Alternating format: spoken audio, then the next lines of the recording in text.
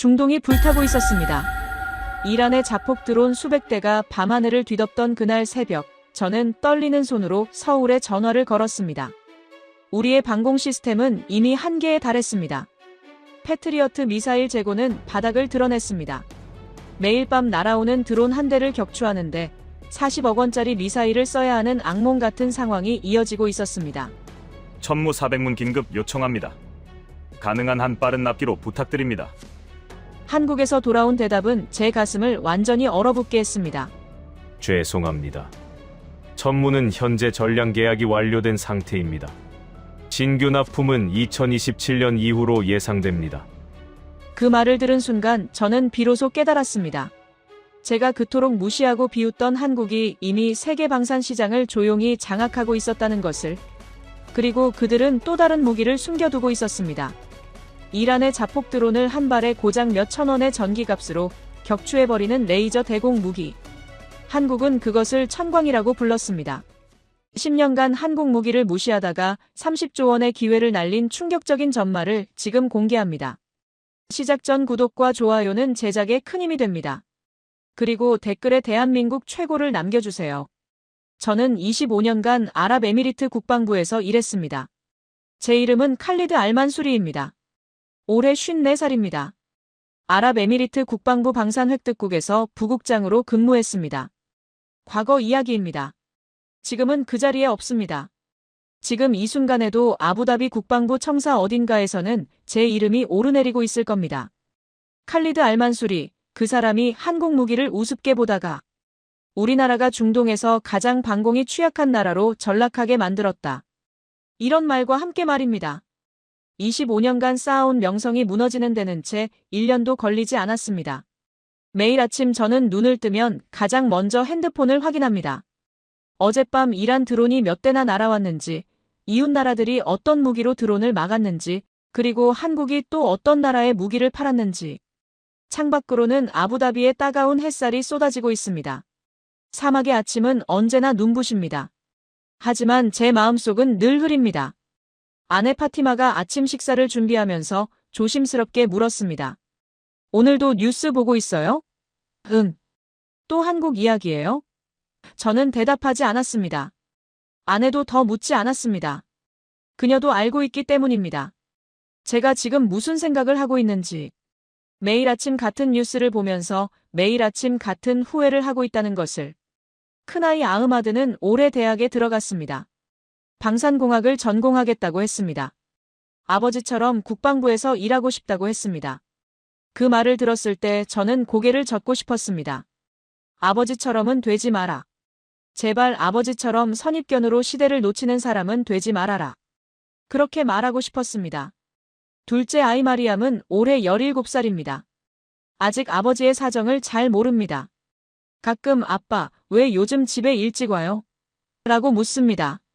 그럴 때마다 저는 좀 바뀐 게 있어라고 얼버무립니다. 동료들의 연락은 뜸해졌습니다. 처음에는 위로 메시지가 오더니 한 달이 지나고 두 달이 지나면서 조용해졌습니다. 그게 현실입니다.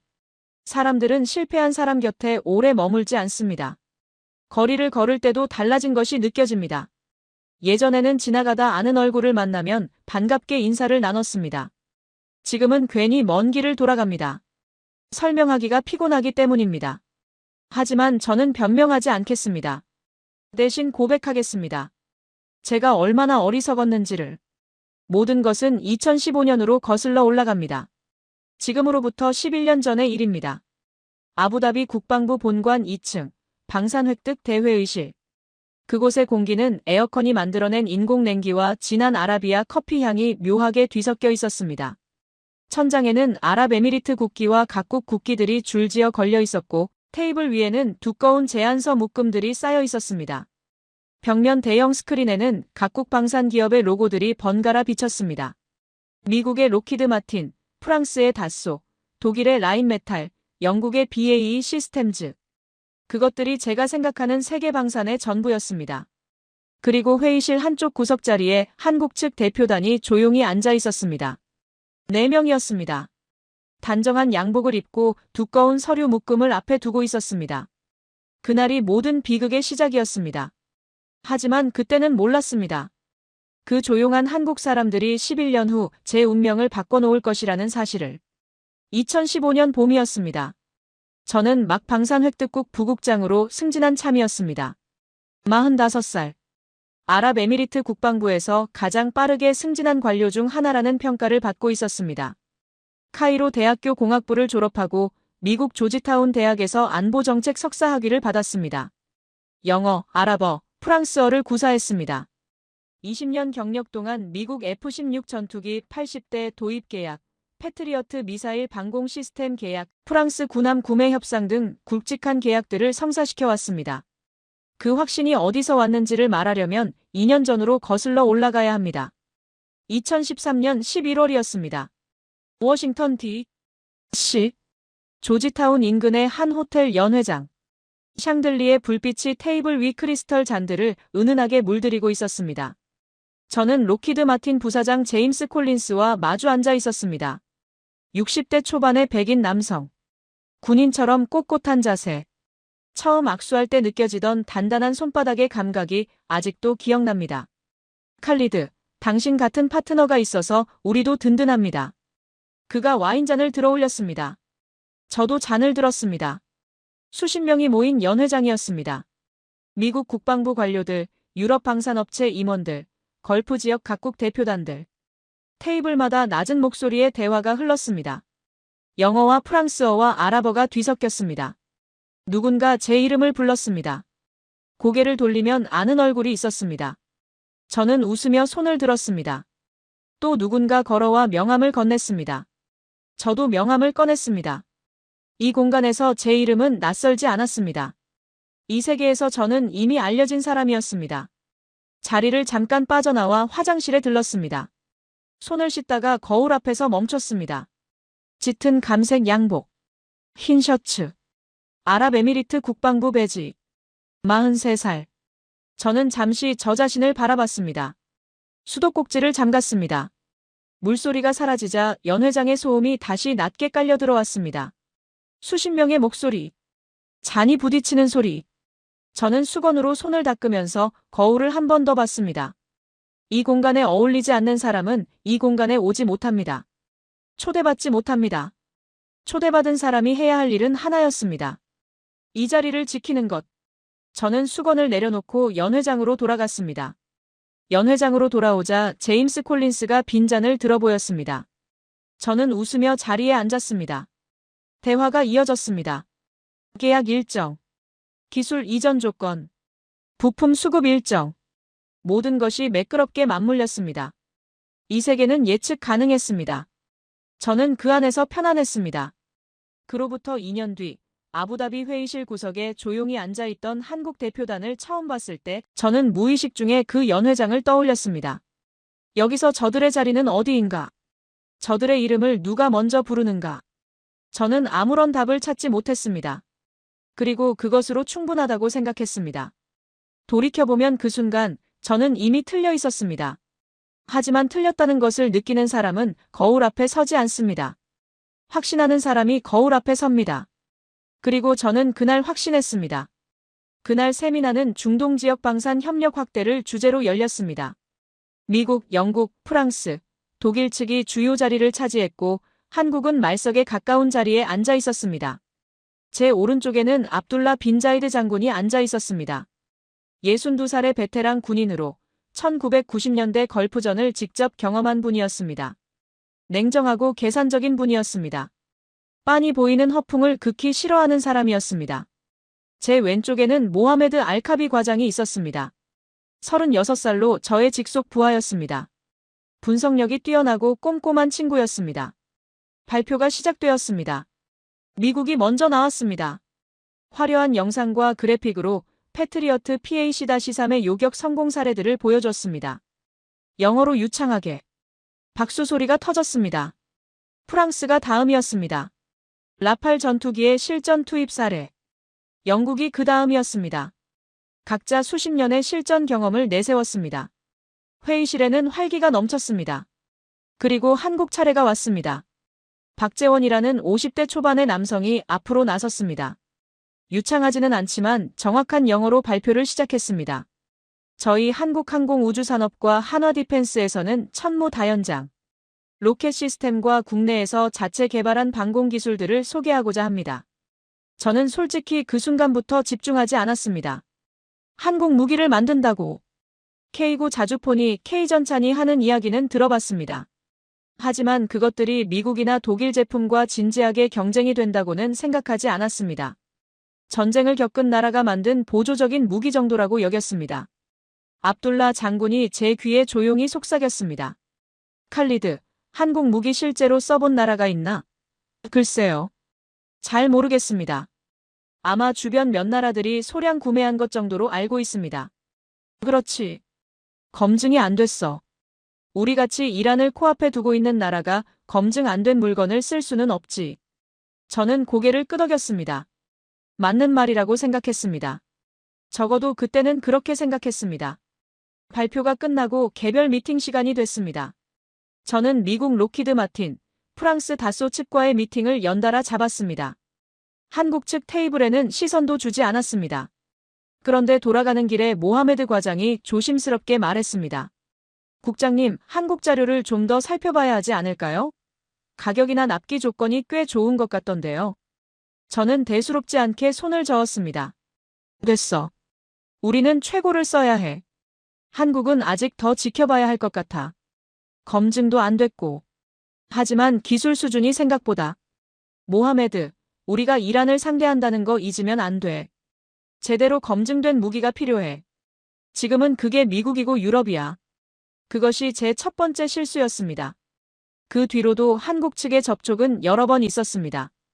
한국 대사관 무관이 찾아오기도 했습니다. IDEX 방산 전시회에 한국 방산 업체들이 참가하기도 했습니다. 박재원 씨가 다시 연락을 해오기도 했습니다. 매번 저는 예의 바르게 응대하면서도 진지하게 검토하지 않았습니다. 2016년 여름이었습니다. 한국 측에서 개량형 제안서를 다시 가져왔습니다. 이번에는 공식 미팅을 요청했습니다. 저는 30분 시간을 내줬습니다. 박재원 씨와 동료 2명이 회의실에 들어왔습니다. 그들은 정성껏 준비한 자료를 가져왔습니다. 국장님, 지난 세미나 이후 저희 시스템이 많이 발전했습니다. 특히 드론 대응 능력이 크게 향상됐습니다. 이란이 드론 전력을 빠르게 키우고 있는 점을 감안하면 저는 속으로 코웃음을 쳤습니다. 드론 대응이라고? 이란 드론은 우리 패트리어트면 충분히 막는다. 굳이 한국 시스템을 쓸 이유가 없다. 잘 알겠습니다. 검토해보겠습니다. 저는 자리에서 일어서며 덧붙였습니다. 납기, 가격, 기술 이전, 사후 지원. 이 4가지가 확실히 보장이 되면 그때 다시 이야기합시다. 박재원 씨가 고개를 끄덕이며 메모했습니다. 그 눈빛이 진지했습니다. 하지만 저는 그 말을 진심으로 한 게 아니었습니다. 회의실을 나가면서 자료를 서랍 안에 넣었습니다. 그리고 2017년 봄, 저는 제 경력의 정점이라고 생각한 계약을 성사시켰습니다. 패트리어트 PAC-3 추가 도입. 8개 배터리의 미사일 포함해서 총 5조 3천억 원 규모. 아랍에미리트 방산 조달 역사상 최대 단일 계약이었습니다. 서명식은 아부다비 리츠칼튼 호텔 대연회장에서 열렸습니다. 크리스털 샹들리에가 빛을 뿌리는 화려한 공간에 아랍에미리트 국방장관과 미국 측 대표단이 마주 앉았습니다. 카메라 플래시가 터졌습니다. 악수가 이어졌습니다. 그리고 축배가 울렸습니다. 그날 밤 압둘라 장군, 모하메드 과장, 동료들과 함께 호텔 루프탑에서 저녁을 먹었습니다. 누군가가 외쳤습니다. 이란이 뭘 보내도 이제 우린 끄떡없어. 우리는 크게 웃었습니다. 그날 멀리 텔레비전 화면에 한국 뉴스가 흘렀습니다. 무슨 내용이었는지는 기억나지 않습니다. 그냥 스쳐 지나갔습니다. 그것이 얼마나 중요한 복선이었는지 그때는 몰랐습니다. 2017년 가을 한국 측에서 또 한 번의 제안서가 왔습니다. 이번에는 천무 시스템의 새로운 버전이었습니다. 이름이 바뀌어 있었습니다. 천무. 성능이 크게 향상됐다는 설명이었습니다. 사거리 80km로 확장. 정밀 유도 기능 추가. 드론 대응 능력 대폭 강화. 가격은 미국 하이마스 HIMARS의 70% 수준. 저는 보고서를 훑어보다가 덮었습니다. 하이마스가 있는데 굳이 이걸 살 이유가 있나? 미국이나 유럽이 쓰지 않는 시스템은 불필요한 위험을 감수하는 것과 같아. 제 책상 서랍 안으로 그 보고서가 들어갔습니다. 서랍 속에는 한국 측 제안서가 이미 3개나 쌓여 있었습니다. 2018년에는 모하메드 과장이 한국 관련 보고서를 올렸습니다. 이 보고서에는 특이한 내용이 있었습니다. 한국이 레이저 기반 무기를 개발 중이라는 내용이었습니다. 정확히는 기술 시연 단계였지만 원리와 방향성은 혁신적이었습니다. 국장님, 이게 실용화되면 드론 대응 비용이 획기적으로 줄어들 수 있습니다. 저는 그 보고서를 보고 웃었습니다. 레이저 무기. 그게 지금 실용이 됩니까? 영화에서나 나오는 이야기 아닙니까? 미국도 이 분야에서 수십 년째 연구만 하고 있어요. 한국이 독자적인 방향으로. 모하메드, 미국이 못하는 걸 한국이 한다고요? 현실적으로 생각합시다. 그것이 저의 가장 큰 오판이었습니다. 저는 그 무렵 후배들에게 이렇게 훈시하곤 했습니다. 국방부 신입 실무자들을 모아놓고 제가 강의하는 자리가 있었습니다. 그 자리에서 저는 이렇게 말했습니다. 무기를 살 때는 브랜드를 봐야 합니다. 검증된 브랜드. 미국, 유럽, 수십 년 실전을 거친 무기들. 이것이 기본입니다. 아무리 가격이 싸고 납기가 빠르다고 해도 검증이 안 된 무기는 위험 부담을 지는 겁니다. 알겠습니까? 후배들이 고개를 끄덕이며 메모했습니다. 돌이켜보면 저는 제가 아는 것 안에서만 생각했습니다. 그리고 그 틀 안에서 한국을 가뒀습니다. 그것이 얼마나 좁은 생각이었는지 저는 4년 후에 알게 됩니다. 2019년이 지나고 2020년이 왔습니다. 코로나로 세계 방산 시장이 잠시 숨을 죽였습니다. 우리 국방부도 바빴습니다. 예산 재편, 인사이동, 미국과의 협정 갱신. 한국 측 제안서는 여전히 서랍 안에 있었습니다. 모하메드 과장이 한 번씩 꺼내보자고 했지만 저는 매번 손을 저었습니다. 2021년에는 이란이 페르시아만 일대에서 드론 시험 비행을 늘린다는 정보가 들어왔습니다. 하지만 저는 그것을 심각하게 받아들이지 않았습니다. 우리에겐 패트리어트가 있었습니다. 그것으로 충분하다고 믿었습니다. 그렇게 3년이 조용히 흘렀습니다. 그리고 2022년 1월의 월요일 아침이었습니다. 제자리에 앉아 커피를 마시고 있는데 모하메드 과장이 급하게 들어왔습니다. 국장님, 이거 보셔야 할 것 같습니다. 그가 건넨 신문 기사의 제목에는 이렇게 적혀 있었습니다. 폴란드, 한국 천무 다연장 로켓 시스템 218문 도입 계약 체결. 계약 금액 7조 8천억 원. 저는 눈을 다시 봤습니다. 218문? 폴란드가? 예, 국장님. 한국 방산 역사상 최대 수출 계약이라고 합니다. 폴란드가 왜 한국 무기를? 러시아가 우크라이나를 침공하면서 동유럽 국가들이 긴급하게 무기를 사야 하는데 미국이나 유럽 무기는 납기가 너무 오래 걸린다고 합니다. 한국은 빠르게 납품한다고요. 저는 입맛을 다셨습니다. 그래도 폴란드는 나토 국가인데 납기가 빠르다는 이유만으로 검증된 무기를 사겠어? 나중에 후회하겠지. 그렇게 생각했습니다. 단순히 급한 나라가 차선책을 선택했다고 여겼습니다. 그러나 그것은 시작에 불과했습니다. 같은 해 8월 루마니아도 한국 천무 54문을 도입하기로 했다는 소식이 왔습니다. 10월에는 에스토니아 육문 계약 뉴스가 나왔습니다. 12월에는 충격적인 소식이 하나 더 들어왔습니다. 사우디아라비아가 한국과 방산 협력 확대 논의에 들어갔다는 것이었습니다. 사우디아라비아. 이란과 지역 패권을 다투는 우리의 가까운 이웃이자 중동의 맹주. 그 나라가 한국 무기를 진지하게 검토하고 있었습니다. 저는 그제야 조금 진지하게 생각하기 시작했습니다. 모하메드 과장에게 한국 방산 전반에 대한 종합 분석 보고서를 작성하라고 지시했습니다. 일주일 뒤 보고서가 나왔습니다. 82페이지 분량이었습니다. 보고서를 펼치자마자 저는 숫자들에 압도당했습니다. 한국 방산 수출 추이였습니다. 2018년 28억 달러, 2019년 33억 달러, 2020년 30억 달러, 2021년 70억 달러, 2022년 173억 달러. 저는 이 숫자를 보면서 잠시 멍해졌습니다.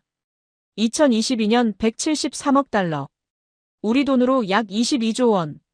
한 해에 22조 원어치 무기를 팔았다는 겁니다. 그 전에 2.5배. 한국이 언제부터 이렇게 됐나. 보고서를 계속 읽었습니다. 납기 비교였습니다.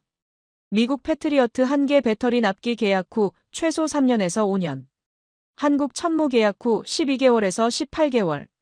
절반도 안 걸렸습니다. 가격 비교였습니다. 미국 패트리어트 미사일 한 발 가격 400만 달러 약 52억 원. 한국에 비교 가능한 유도 로켓 150만 달러 내외. 기술 이전 비교였습니다. 미국은 핵심 기술 이전을 극히 제한함. 한국은 현지 생산, 기술 이전에 적극적이고 유연함. 사후 지원 비교였습니다. 미국 무기 부품 수급 대기 시간 평균 18개월. 한국 무기 부품 수급 대기 시간 평균 4개월에서 6개월. 저는 이 부분에서 손이 멈췄습니다. 왜냐하면 이것들은 제가 2016년 그 회의 때 박재원 씨에게 직접 내건 조건들과 정확히 일치했습니다. 납기, 가격, 기술 이전, 사후 지원. 저는 그 4가지가 되면 다시 이야기하자고 했습니다. 한국은 그것들을 실제로 해냈습니다. 그것도 제가 있는 줄도 모르는 사이에. 보고서를 덮고 한동안 창밖을 바라봤습니다. 아부다비의 하늘은 청명했습니다. 숫자들이 머릿속에서 맴돌았습니다. 173억 달러. 납기 18개월. 기술 이전 적극적. 부품 수급 4개월. 제가 2016년에 내건 조건들과 하나하나 맞아떨어지는 숫자들이었습니다. 저는 멍하니 앉아 있었습니다. 그때 문이 열렸습니다. 모하메드 과장이었습니다. 국장님, 잠깐 드릴 말씀이 있습니다. 그의 목소리가 평소와 달랐습니다. 조심스럽다기보다는 결심한 사람의 목소리에 가까웠습니다. 저는 손짓으로 자리를 권했습니다. 그는 앉지 않았습니다. 서 있었습니다. 이 보고서 내가 썼어? 예. 82페이지를. 일주일 만에. 일주일 동안 썼습니다. 하지만 자료는 훨씬 오래전부터 모아왔습니다. 그가 서랍에서 파일 하나를 꺼냈습니다. 두꺼웠습니다. A사 용지가 클립으로 단단히 묶여 있었습니다. 저는 그것을 받아 펼쳤습니다. 빼곡한 글씨들이었습니다. 여백이라고 할 만한 공간마다 손글씨가 채워져 있었습니다. 밑줄, 형광펜, 물음표, 느낌표. 페이지를 넘길수록 손의 무게가 달라지는 것 같았습니다. 오랫동안 혼자서 아무도 모르게 들여다본 사람의 흔적이었습니다. 저는 천천히 페이지를 넘겼습니다. 멈추고 싶었지만 멈출 수가 없었습니다. 언제부터야? 2019년부터입니다. 저는 잠시 말이 없었습니다. 3년이나? 예. 저는 파일을 천천히 내려놓았습니다. 아무 말도 하지 않았습니다. 할 말이 없었습니다. 창밖에는 여전히 아부다비의 햇살이 쏟아지고 있었습니다. 아무것도 달라진 것이 없는 풍경이었습니다. 왜 나한테 말 안 했어? 모하메드가 잠시 저를 바라봤습니다. 그 눈빛이 이상했습니다. 당황하거나 움츠러든 눈빛이 아니었습니다. 오래 기다려온 사람의 더 이상 기다리지 않기로 결심한 사람의 눈빛이었습니다. 말씀드렸습니다, 국장님. 3번. 방안이 조용해졌습니다. 그가 조용히 자리에서 일어났습니다. 파일은 제 책상 위에 놓인 채였습니다. 문이 닫혔습니다. 저는 혼자 남았습니다. 저는 파일을 손으로 짚었습니다. 표지가 달아 있었습니다. 오래 만진 흔적이었습니다. 누군가 오랫동안 이것을 꺼내고 덮기를 반복한 흔적이었습니다. 저는 그 다른 표지를 손가락으로 천천히 쓸었습니다. 3번. 저는 그 숫자를 되새겼습니다. 2016년 돌아오는 길. 2018년 레이저 보고서. 그리고 또 한 번. 모하메드는 3번 말했습니다. 저는 3번 손을 저었습니다.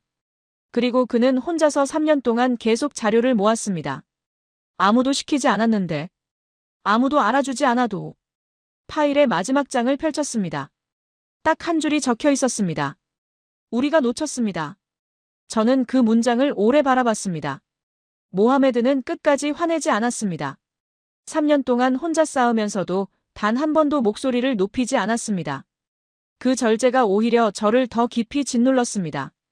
화를 냈다면 차라리 나았을 것입니다. 분노는 받아낼 수 있습니다. 하지만 이 조용함은 받아낼 수가 없었습니다. 이것이 저의 늦은 첫 번째 방향 전환이었습니다.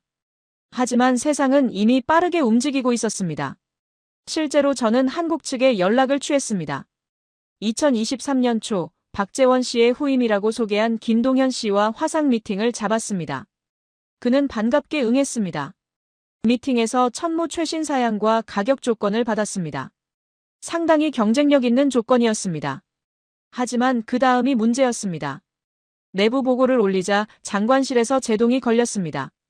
패트리어트가 있는데 왜 한국 무기를 또 사느냐? 미국과의 동맹 관계에서 신호를 잘못 줄 수 있다. 예산 우선순위를 다시 따져봐야 한다는 말도 나왔습니다. 결국 검토 보고서는 반려됐습니다. 저는 한국 측의 내부 사정으로 시간이 더 필요하다고 전했습니다. 김동현 씨는 담담하게 알겠다고 했습니다. 언제든 연락 주십시오라는 말과 함께 2024년에 다시 시도했습니다. 이번에는 천광 레이저 시스템 자료도 함께 받았습니다. 모하메드 과장이 흥분해서 올라왔습니다. 국장님, 이거 진짜입니다. 드론 격추 비용이 전기값 수준입니다. 저도 이번엔 마음이 기울었습니다. 그런데 또 내부에서 막혔습니다. 예산 편성 시기를 놓쳤다는 이유였습니다. 다음해 예산에 반영하자는 말이 나왔습니다. 다음해라면 2025년 예산이었습니다. 2025년 2월 7일 새벽 3시였습니다. 예산 논의가 막 시작되려던 바로 그 시점이었습니다.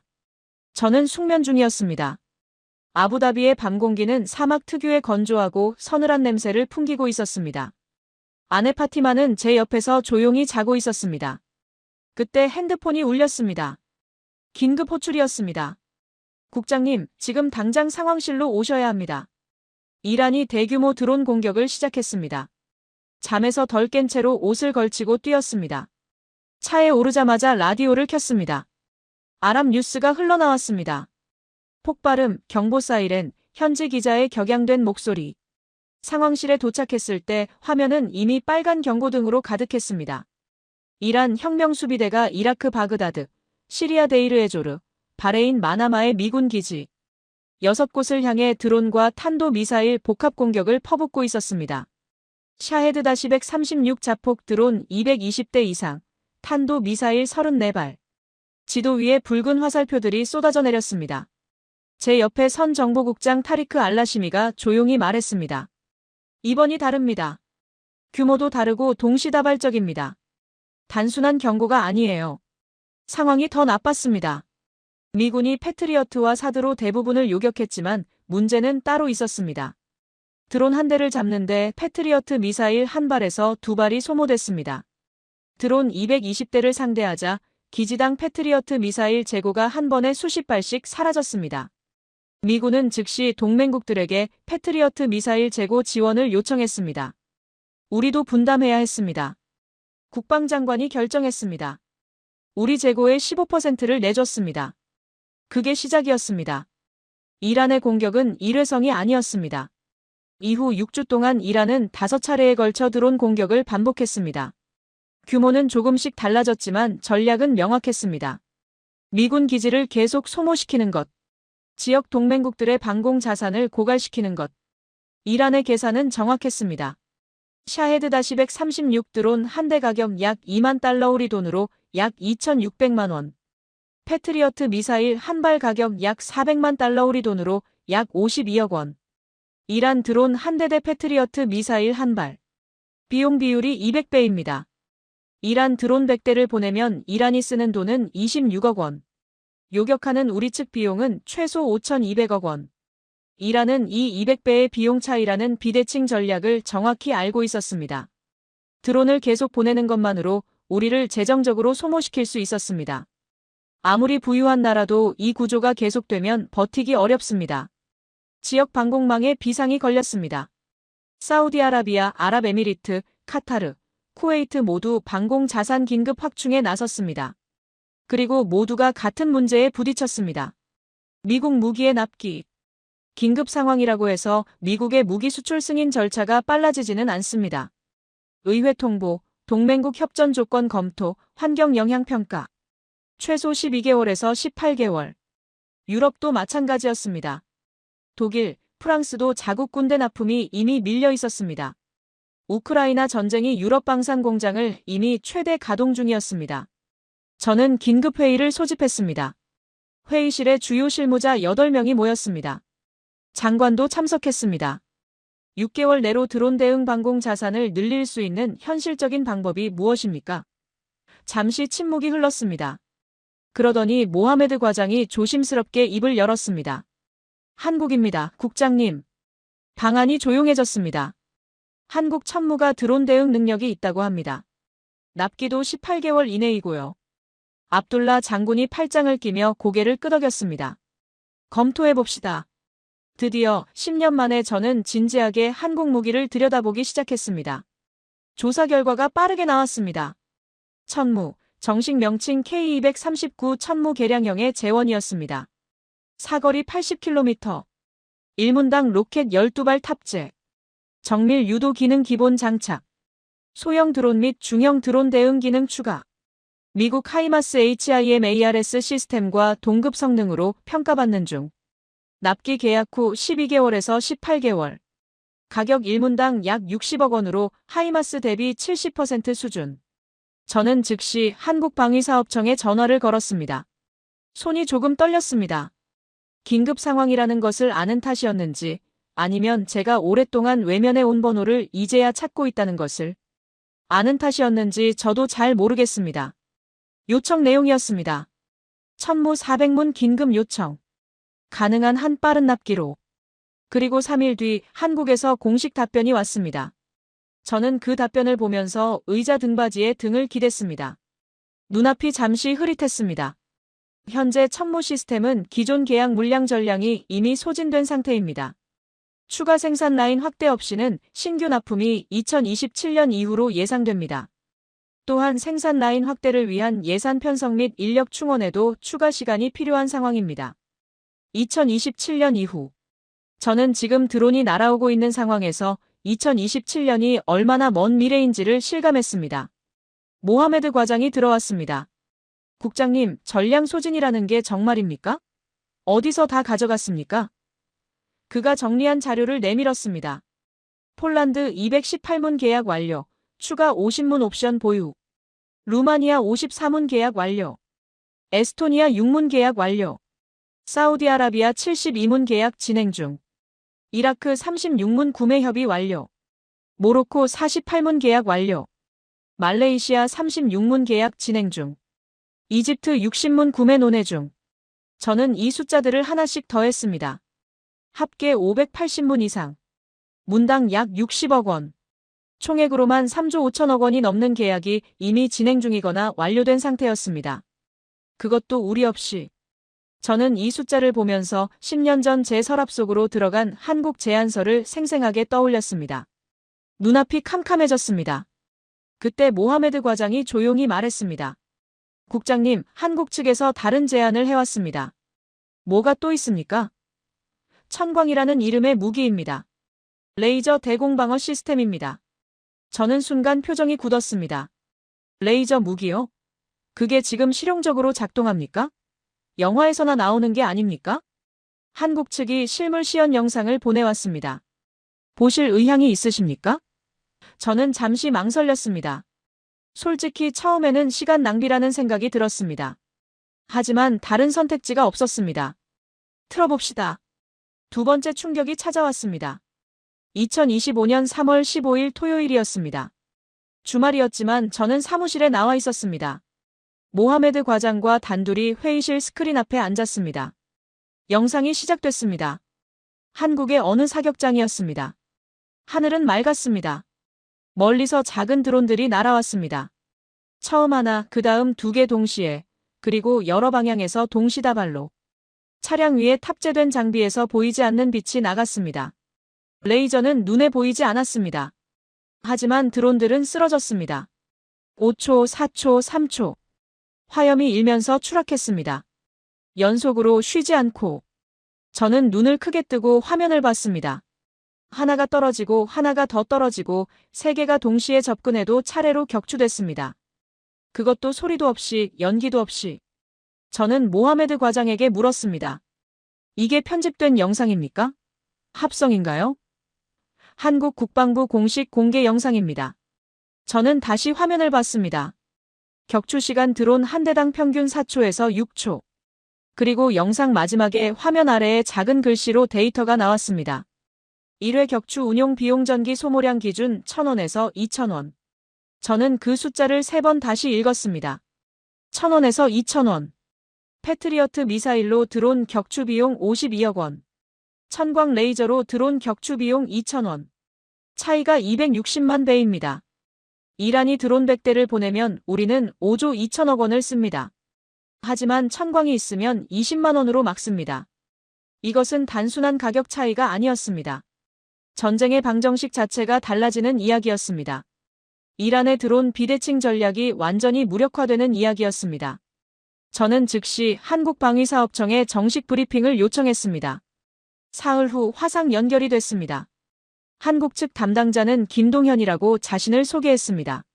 40대 중반으로 영어가 유창했습니다. 침착하고 자신감 있는 표정이었습니다. 하지만 결코 거만하지 않았습니다. 천광 블록1 시스템을 소개하겠습니다. 천광의 공식 재원이었습니다. 출력 20kW, 유효 사거리 3km, 연속 발사 가능, 대응 표적 소형 드론 전 기종, 중형 드론, 소형 보트, 저속 항공기, 악천후 성능 보완을 위한 보조 추적 레이더 결합 방식, 운용 인원 2명, 차량 탑재형으로 기동 가능. 저는 계속 받아 적었습니다. 기상 조건 제한은 어떻습니까? 짙은 안개나 강한 강우에서는 효율이 일부 떨어집니다. 현재 블록2 개발을 통해 전천후 운용을 목표로 하고 있습니다. 블록2는 2026년 말 완성 예정입니다. 납기는요? 블록1 시스템은 현재 양산 단계입니다. 한 개 포대 단위로 계약 후 18개월 내 납품이 가능합니다. 한 개 포대 구성이 어떻게 됩니까? 레이저 발사 유닛 사기, 지휘 통제. 차량 2대, 발전 차량 2대, 정비 지원 차량 1대로 구성됩니다. 저는 잠시 계산했습니다. 가격은요? 한 개 포대 기준 350억 원입니다. 패트리어트 미사일 한 발 52억 원.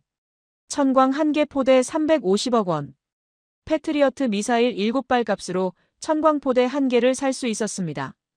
그런데 천광은 그 이후로 드론을 전기값만으로 무제한 격추합니다. 수명 기준 20년으로 계산하면 비교 자체가 의미 없었습니다.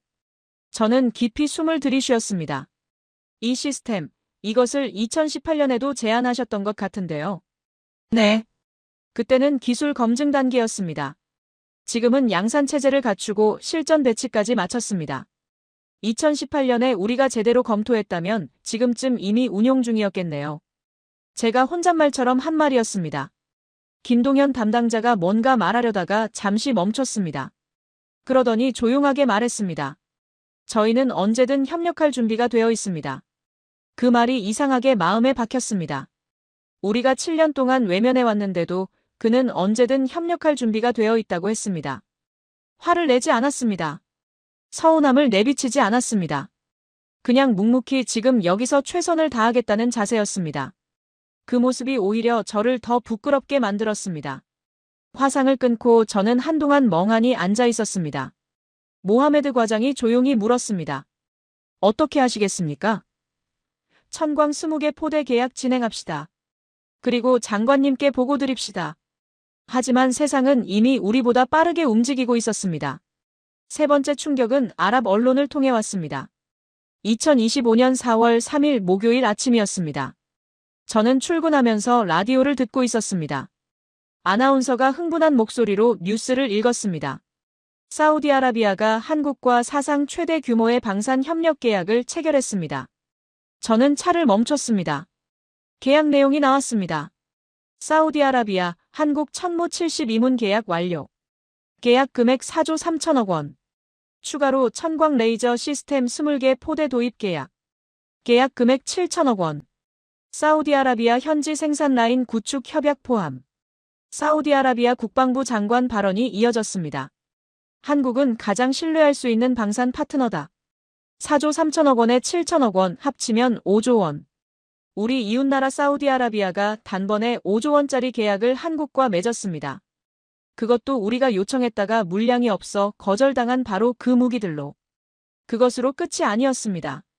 네 번째 충격은 일주일 뒤에 왔습니다. 2025년 4월 10일. 이번에는 이라크 뉴스였습니다. 이라크 정부가 한국과 천무 36문과 천광 8개 포대를 패키지로 계약했다는 소식이었습니다. 계약 금액 1조 8천억 원, 기술 이전 포함. 이라크. 이란의 영향권 안에 있으면서도 한국 무기를 선택한 나라. 그 의미가 컸습니다. 다섯 번째 충격은 그로부터 2주 뒤였습니다. 2025년 4월 24일 영국 방산 전문지 제인스 디펜스 위클리가 분석 기사를 실었습니다. 내용은 충격적이었습니다. 한국 천광 레이저 시스템, 중동 드론 방어의 게임 체인저 등급. 미국 및 유럽 경쟁 제품 대비 비용 효율성 100배 이상 우위. 이란의 드론 비대칭 전략을 무력화할 유일한 현실적 대안으로 평가받고 있음. 저는 이 기사를 스크린 앞에서 3번을 읽었습니다. 이스라엘 방산업계 전문가의 코멘트도 실려 있었습니다. 우리는 한국이 이것을 만들고 있다는 것을 알았습니다. 하지만 이렇게 빨리 양산체제를 갖출 줄은 몰랐습니다.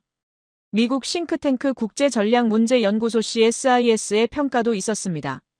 천광은 드론 비대칭 전쟁의 구조적 취약점을 해결하는 혁신적 솔루션이다. 패트리어트 의존도를 극적으로 낮출 수 있다. 그런데 이 기사에서 저를 가장 놀라게 한 내용은 따로 있었습니다. 한국이 천광 기술을 처음 구상한 것이 2013년이었다는 대목이었습니다. 12년 동안 묵묵히 연구하고 개발했다는 것이었습니다. 제가 레이저 무기 영화에서나 나오는 거 아닙니까? 라고 비웃던 바로 그 시점에 한국은 이미 진지하게 개발하고 있었습니다. 저는 창밖을 바라봤습니다. 아부다비의 하늘은 여느 때처럼 맑고 청명했습니다. 하지만 그 하늘이 유난히 높고 멀게 느껴졌습니다. 모든 소식을 종합해 보았습니다. 저는 천천히 숨을 들이쉬었습니다. 그리고 읽기 시작했습니다. 폴란드 천무 218문 계약 완료 약 7조 8천억 원.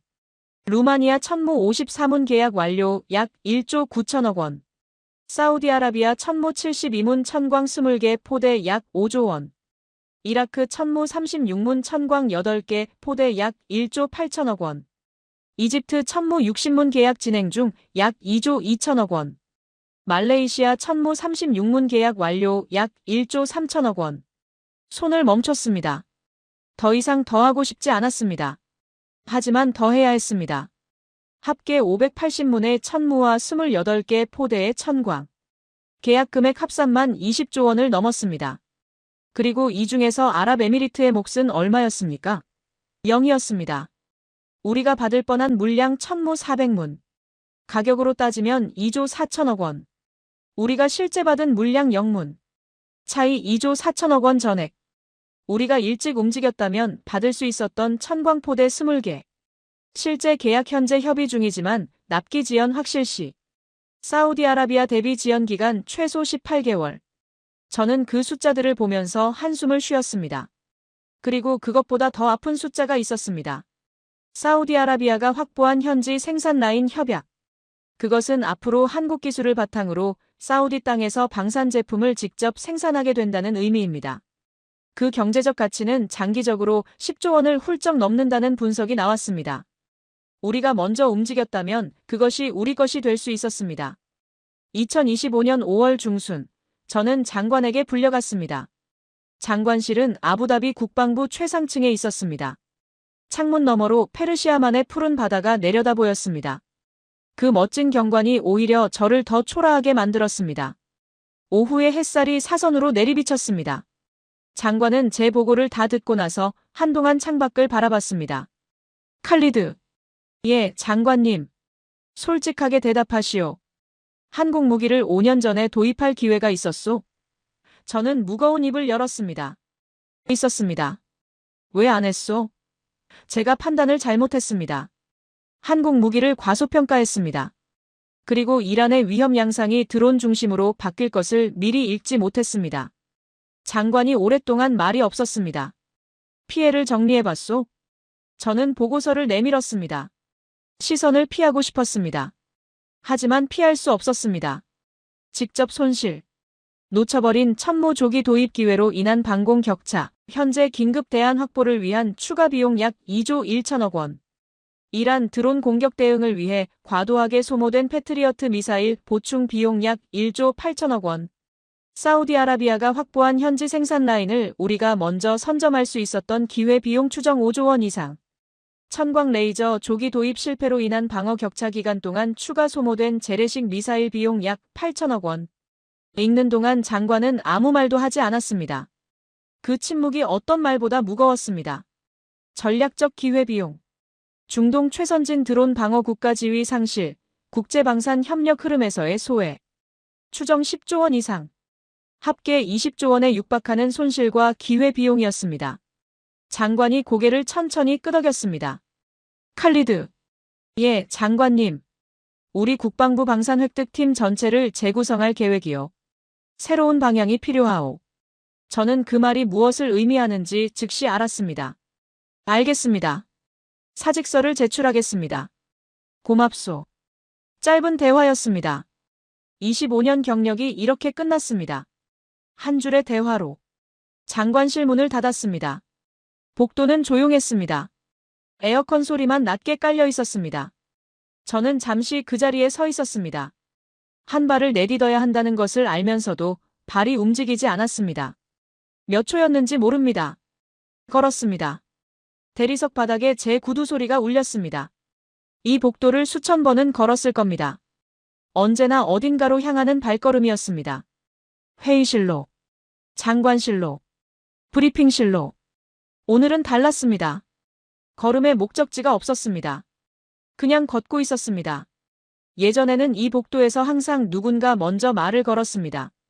국장님, 잠깐요. 국장님, 오늘 회의가. 국장님, 서명 받아도 됩니까? 늘 바빴습니다. 늘 불렸습니다. 오늘은 아무도 없었습니다. 복도 끝에서 젊은 직원 하나가 올라오다가 저를 보고 잠깐 눈을 마주쳤습니다. 그리고 시선을 피했습니다. 소문은 이미 퍼져 있었습니다. 엘리베이터 버튼을 눌렀습니다. 기다리는 동안 맞은편 유리벽에 제 모습이 비쳤습니다. 감색 양복, 흰 셔츠, 매직. 2013년 워싱턴 연회장 화장실 거울 앞에서 봤던 그 모습과 겉으로는 같았습니다. 하지만 같지 않았습니다. 거울 속 사람이 낯설었습니다. 무엇이 달라졌는지 정확히 설명할 수 없었습니다. 그냥 달랐습니다. 엘리베이터가 열렸습니다. 탔습니다. 문이 닫혔습니다. 1층 버튼. 내려가는 동안 아무 생각도 나지 않았습니다. 아무 감정도 없었습니다. 그냥 내려가고 있었습니다. 로비에 내려오자 자동문이 열렸습니다. 아부다비의 오후 햇살이 한꺼번에 쏟아졌습니다. 너무 밝았습니다. 저는 잠깐 눈을 감았습니다. 사막의 햇살은 원래 따갑습니다. 25년 동안 매일 이 햇살 아래를 걸었습니다. 오늘은 유독 뜨거웠습니다. 주차장이었습니다. 차키를 꺼내려고 오른쪽 주머니를 더듬었습니다. 없었습니다. 왼쪽이었습니다. 항상 왼쪽에 넣었는데 오늘은 오른쪽을 먼저 짚었습니다. 작은 일이었습니다. 하지만 손이 멈췄습니다. 차에 올랐습니다. 시동을 걸지 않았습니다. 핸들 위에 두 손을 얹었습니다. 앞 유리 너머로 국방부 청사 건물이 보였습니다. 25년. 저 건물에 25년을 바쳤습니다. F-16 계약도, 패트리어트 계약도, 수십 건의 협상도 모두 저 건물 안에서 시작됐습니다. 그 건물은 아무것도 달라지지 않은 얼굴로 그냥 서 있었습니다. 얼마나 그렇게 앉아 있었는지 모르겠습니다. 핸드폰이 울렸습니다. 파티마였습니다. 오늘 일찍 오냐고 묻는 메시지였습니다. 저는 한동안 그 메시지를 바라봤습니다. 그리고 천천히 시동을 걸었습니다. 백미러의 국방부 청사가 점점 작아졌습니다. 저는 눈을 앞으로 돌렸습니다. 더 이상 뒤를 보지 않았습니다. 사무실로 돌아와 짐을 쌌습니다. 크지 않은 상자 하나에 25년이 담겼습니다. 가족 사진들, 표창패 2개, 각국 방산 전시회에서 받은 기념품들, 그리고 책들. 책상 서랍을 비우다가 낡은 서류 봉투 하나가 나왔습니다. 2018년에 받은 한국 제안서였습니다. 천무 시스템과 개발 중인 레이저 방공 기술 소개 자료. 7년 동안 서랍 안에서 잠들어 있었습니다. 손이 잠시 떨렸습니다. 표지를 펼쳤습니다. 맨 뒤에 박재원 씨가 직접 손으로 쓴 한국어를 영어로 번역한 짧은 메모가 있었습니다. 우리는 좋은 파트너가 되고 싶습니다. 언제든 연락 주십시오. 저는 그 메모를 오래 바라봤습니다. 2015년 그 세미나에서도 2016년 공식 미팅에서도 2018년 이 제안서에서도 한국은 파트너가 되고 싶다고 했습니다. 그리고 저는 그때마다 무시했습니다. 그들은 화내지 않았습니다. 서운함을 표현하지 않았습니다. 조건을 낮춰서 계약을 따내려고 구걸하지 않았습니다. 그냥 묵묵히 실력을 키웠습니다. 세상이 먼저 그들을 찾게 만들었습니다. 그것이 한국이었습니다. 지금은 그로부터 10개월이 흘렀습니다. 저는 아부다비 외곽의 작은 자택에서 개인 안보 컨설턴트로 일하고 있습니다. 작은 마당이 있고 야자수 2그루가 서 있습니다. 파티마가 매일 아침 커피를 내려줍니다. 수입은 예전의 3분의 1 수준입니다. 하지만 생각할 시간이 생겼습니다. 매일 아침 6시에 일어납니다. 마당 의자에 앉아 커피를 마시며 뉴스를 읽습니다. 그리고 요즘 뉴스에서는 한국 이야기가 빠지지 않습니다. 한국 방산 수출 2025년 기준 240억 달러 돌파 전망. 세계 4위 방산 수출국 진입 예상. 한국 천광 레이저 시스템 중동 5개국 수출 계약 완료. 계약 총액 3조 8천억 원. 이스라엘 방산업체와 한국의 천광기술 공동개발 협약 추진 예정. 나토 회원국 8개국 한국 무기 도입 또는 도입 검토 확인.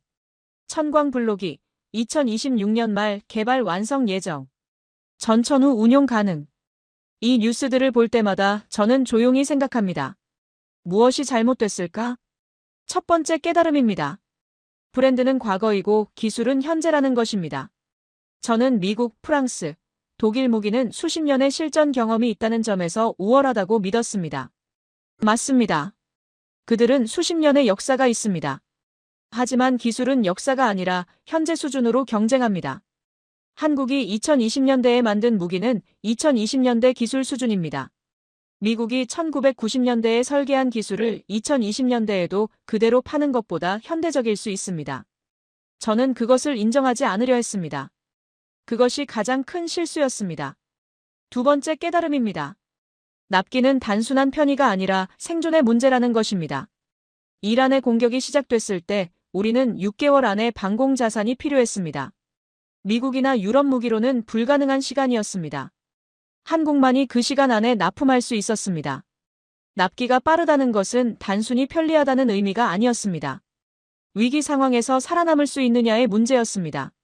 저는 평화로운 시절에 납기를 고려하지 않았습니다. 그러다 위기가 왔을 때 선택지가 없었습니다. 세 번째 깨달음입니다. 위협의 형태가 바뀐다는 것을 미리 읽어야 한다는 것입니다. 저는 이란의 위협을 탄도 미사일 중심으로 봤습니다. 그래서 패트리어트에만 집중했습니다. 하지만 이란은 전략을 바꿨습니다. 저렴한 드론으로 우리를 소모시키는 전략으로. 저는 그 변화를 보지 못했습니다. 한국은 그것을 미리 보고 천광을 개발했습니다. 12년 전부터. 네 번째 깨달음입니다.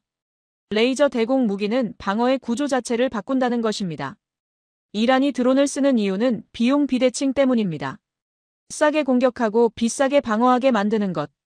패트리어트로는 이 구조에서 빠져나올 수 없습니다. 하지만 천광 레이저는 그 방정식을 완전히 뒤집습니다. 드론을 전기값으로 잡으면 이란의 비대칭 전략이 의미를 잃습니다. 한국은 그 해답을 만들어냈습니다. 세상이 그것을 원하고 있습니다. 다섯 번째 깨달음입니다. 기술 이전은 장기적 국가 이익의 핵심이라는 것입니다. 사우디아라비아는 천무 계약과 함께 현지 생산 라인 구축 협약을 맺었습니다. 한국 기술을 바탕으로 자국에서 방산 제품을 생산하게 됩니다. 미국은 수십 년 동안 우리에게 핵심 기술을 주지 않았습니다. 우리는 영원히 부품 하나도 자체 생산 못하는 구조였습니다. 한국은 달랐습니다. 기술을 나눠줬습니다. 그것이 진정한 파트너십의 의미였습니다. 여섯 번째 깨달음입니다. 한국은 결코 과장하지 않았다는 것입니다. 한국 측 담당자들은 단 한 번도 우리 무기가 최고입니다라고 큰 소리치지 않았습니다. 제안서도 화려하지 않았습니다. 발표도 소박했습니다. 하지만 데이터는 정확했습니다. 약속은 지켜졌습니다. 폴란드, 루마니아, 에스토니아가 그것을 확인해줬습니다. 저는 화려한 포장에만 익숙해 있었습니다. 담백한 실력을 보는 눈이 없었습니다. 일곱 번째 깨달음, 그리고 가장 중요한 것입니다. 강자는 화내지 않습니다. 7년 동안 한국 측 담당자들은 저의 외면을 견뎠습니다. 무시당했습니다. 말석에 앉혀졌습니다. 30분만 시간을 내준 미팅에서 설명해야 했습니다. 그러면서도 그들은 단 한 번도 화를 낸 적이 없었습니다. 우리가 을입니까? 갑입니까? 같은 말도 하지 않았습니다. 그냥 조용히 언제든 연락 주십시오라고 했습니다. 그리고 세상이 그들을 찾아갔습니다. 그것이 진정한 강자의 방식이었습니다. 저는 이 7가지 깨달음 앞에서 부끄러웠습니다. 이것들은 전혀 어려운 교훈이 아니었습니다. 약속을 지켜라. 실력으로 말해라. 위협의 변화를 읽어라. 장기적으로 생각해라. 한국은 그것들을 그냥 실천했을 뿐입니다. 그리고 세상이 달라졌습니다. 얼마 전 큰아이 아흐마드가 물었습니다. 집 마당에서 함께 저녁을 먹고 있었습니다. 아부다비의 사막바람이 따뜻하게 불어왔습니다. 별이 총총한 맑은 밤이었습니다. 아버지, 그 한국 레이저 무기 뉴스 봤어요? 엄청난 것 같던데. 봤지? 아버지가 국방부에 있을 때 한국 무기 도입 안 했어요? 저는 잠시 찻잔을 내려놓았습니다. 했어야 했는데 아빠가 못 알아봤어. 아들이 고개를 갸웃했습니다. 왜요? 성능이 안 좋았어요? 아니야. 성능은 충분히 좋았어. 아빠가 선입견이 있었어. 미국 무기, 유럽 무기가 최고라고 너무 굳게 믿었거든. 한국은 그보다 아래 어딘가에 있다고 생각했어. 아들이 잠시 생각하다가 말했습니다. 근데 지금 전 세계가 한국 무기 사잖아요. 그래, 맞아. 그럼 아버지 판단이 틀렸던 거네요. 응. 틀렸어. 크게. 아들은 더 묻지 않았습니다. 파티마가 조용히 제 손을 잡았습니다. 아무 말도 하지 않았습니다. 그냥 손을 잡아줬습니다. 그 따뜻함이 가슴에 오래 남았습니다. 만약 10년 전으로 돌아갈 수 있다면 저는 이렇게 하겠습니다. 첫째, 2015년 그 세미나에서 회의실을 나가기 전에 한국 대표단 테이블로 직접 걸어가 인사를 나눴을 것입니다. 제 명함을 직접 줬을 것입니다. 좀 더 자세히 이야기를 나눠봅시다라고 했을 것입니다. 둘째, 2018년 박재원 씨가 들고 온 제안서를 서랍에 넣지 않고 장관에게 들고 갔을 것입니다. 이것을 진지하게 검토해야 합니다라고 보고했을 것입니다. 셋째, 이란의 드론 전력 확대 추이를 더 일찍 분석했을 것입니다. 탄도 미사일만 보지 않고 드론 위협에도 대비했을 것입니다. 그리고 천광을 그 해답으로 더 일찍 받아들였을 것입니다. 그랬다면 지금쯤 아랍에미리트는 중동에서 가장 선진적인 드론 방어 체계를 갖춘 나라가 됐을 것입니다. 한국 기술을 바탕으로 자체 생산도 하면서 이란의 드론 위협에 가장 효과적으로 대응하는 나라로. 그 기회를 저는 놓쳤습니다. 지금 저는 아부다비 외곽자택에서 개인 안보 컨설턴트로 일하고 있습니다. 오늘은 낮에 한 민간 기업 임원과 면담이 있었습니다. 중동 방산 시장 흐름을 분석해달라는 의뢰였습니다. 저는 1시간 동안 이야기했습니다. 이란 드론 위협의 구조, 패트리어트의 한계, 그리고 레이저 대공 무기가 왜 필요한지에 대해서 10년 전에 했어야 할 이야기를 이제 남에게 설명하며 돈을 받고 있습니다. 아이러니한 일입니다. 면담을 마치고 집으로 돌아오는 길. 라디오에서 뉴스가 흘러나왔습니다. 한국 천광 레이저 시스템 중동 6번째 수출 계약 체결 확정. 현재 총 수출 계약 포대수 48개 포대. 계약 금액 합산 4조 2천억 원. 저는 그 숫자를 들으며 가만히 커피잔을 내려놓습니다. 지금 한국과 먼저 손잡은 나라들의 모습은 이렇습니다. 폴란드는 천물을 납품받아 동유럽 최강의 지상군 원거리 타격 전력을 갖추게 됐습니다. 현지 생산 라인도 구축 중이어서 추가 일자리 창출 효과까지 기대하고 있습니다. 사우디아라비아는 천광 레이저로 예멘 드론 공격을 전기값으로 막고 있습니다. 연간 절감하는 방위비가 수조 원에 달한다는 분석이 나왔습니다. 이란의 비대칭 드론 전략이 사우디 앞에서는 의미를 잃었습니다. 그리고 아랍에미리트는 지금도 비싼 패트리어트 미사일로 이란 드론을 상대하고 있습니다. 이 대비가 참혹합니다. 하지만 저는 한 가지를 압니다. 한국은 아직도 준비가 되어 있습니다. 그 담당자가 말했던 것처럼 언제든 협력할 준비가 되어 있습니다. 교훈 한 가지를 남기고 싶습니다. 호구는 영원히 호구가 아닙니다. 하지만 기회를 외면한 자는 영원히 그 선택을 짊어지고 삽니다. 한국은 무시당하는 동안에도 묵묵히 기술을 쌓았습니다. 거절당하는 동안에도 약속을 다듬었습니다.